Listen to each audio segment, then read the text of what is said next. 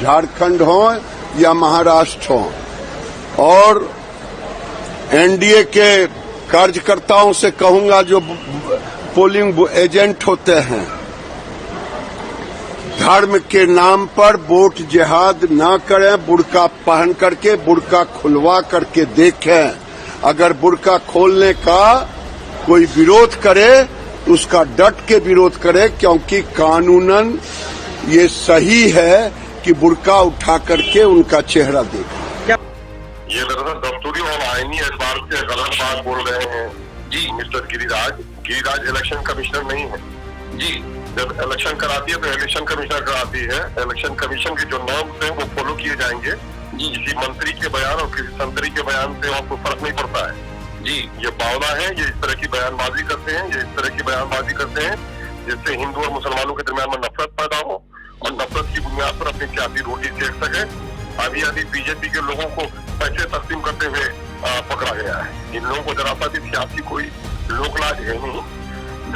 ये लोग इस तरह की शरारत करते रहते हैं और इलेक्शन के जमाने में इन लोगों की जबान और गंदी हो जाती है।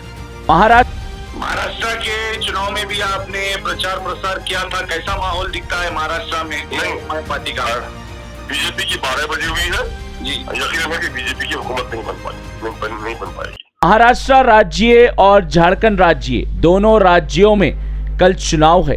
मतदाता मतदान केंद्रों पर मतदान करेंगे। तो वहीं उत्तर प्रदेश के 9 विधानसभा सीट पर भी उपचुनाव है।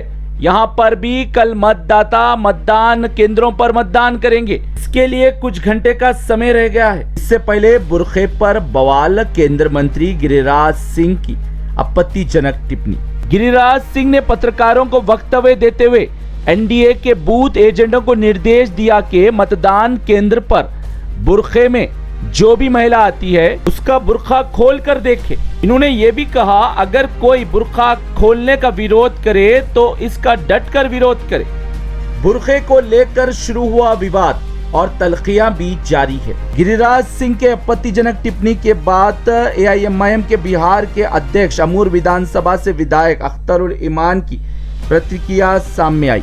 अख्तरुल इमान बोले, चुनाव आयोग के नियम रहते हैं, नियमों को ध्यान में रखते हुए मतदान करना होता है। ये चुनाव आयोग की जिम्मेदारी होती है, कोई गिरिराज सिंह की नहीं।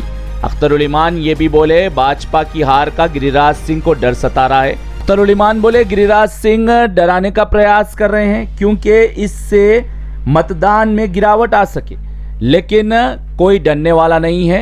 मतदान केंद्रों पर मतदान होगा और 23 नवंबर को जब परिणाम आएंगे भाजपा का सुपड़ा साफ हो जाएगा। चाहे वो महाराष्ट्र रहो, झारखंड रहो या उत्तर प्रदेश के 9 विधानसभा पर जो उपचुनाव हो रहा है वहां पर भी भाजपा का सुपड़ा साफ हो जाएगा। इसके कारण ही गिरिराज सिंह नफरत की राजनीति कर रहे हैं और हमेशा नफरत की राजनीति करने के लिए गिरिराज सिंह सबसे आगे आते हैं। इन्होंने कहा, गिरिराज सिंह का हमेशा यही प्रयास रहता है हिंदू और मुसलमान के बीच खाई डाली जाए और सस्ती लोकप्रियता हासिल की जाए। ब्यूरो रिपोर्ट, भारत की तरक्की। ये दरअसल दस्तूरी और आईनी एतबार से गलत बात बोल रहे हैं जी। मिस्टर गिरिराज इलेक्शन कमिश्नर नहीं है जी। जब इलेक्शन कराती है तो इलेक्शन कमिश्नर कराती है। इलेक्शन कमीशन के जो नॉर्म्स हैं वो फॉलो किए जाएंगे जी। किसी मंत्री के बयान और किसी संतरी के बयान से आपको फर्क नहीं पड़ता है जी। ये बावला है, ये इस तरह की बयानबाजी करते हैं, ये इस तरह की बयानबाजी करते हैं जिससे हिंदू और मुसलमानों के दरमियान में नफरत पैदा हो और नफरत की बुनियाद पर अपनी सियासी रोटी सेक सके। अभी बीजेपी के लोगों को पैसे तकसीम करते हुए पकड़ा गया है। इन लोगों को जरा सा भी सियासी कोई लोकलाज है नहीं। ये लोग इस तरह की शरारत करते रहते हैं और इलेक्शन के जमाने में इन लोगों की जबान और गंदी हो जाती है।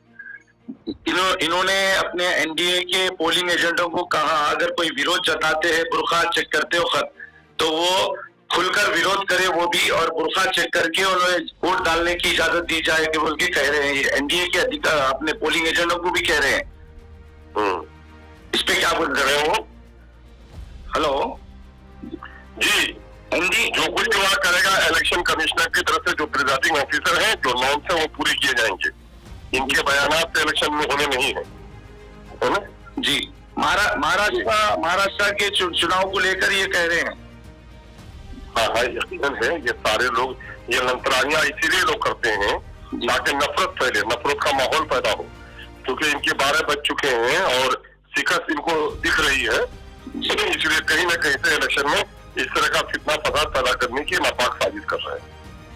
अख्तर साहब, अब कुछ घंटे बच गए हैं, कल मतदान करने महाराष्ट्र रहो या झारखंड रहो या उत्तर प्रदेश रहो, यहाँ पर मतदाता जाएंगे मतदान केंद्रों पर। इसके लिए आप AIMIM पार्टी के लिए जनता को क्या अपील करना चाहेंगे? हमारे चैनल AIMIM पार्टी के लिए नहीं, इस मुल्क की सलामती के लिए मौजूदा वक्त इस मुल्क का जो सबसे बड़ा दुश्मन है वो फिरका परस्ती और सांप्रदायिकतावाद है।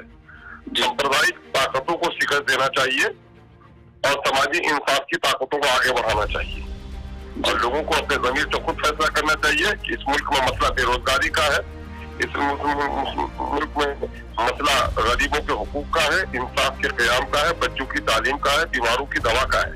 कल कारखाने लगे, डेवलपमेंट का इशू है। इस मुल्क में हिंदू और मुसलमानों के दरमियान में तरह का कोई इशू नहीं है। इस मुल्क में ये जात मजहब की लड़ाई लड़ाकर बीजेपी ने मुल्क को तबाह किया है। तबाही से लोगों को बचाना चाहिए। महाराष्ट्र के चुनाव में भी आपने प्रचार प्रसार किया था, कैसा माहौल दिखता है महाराष्ट्र में नहीं पार्टी का?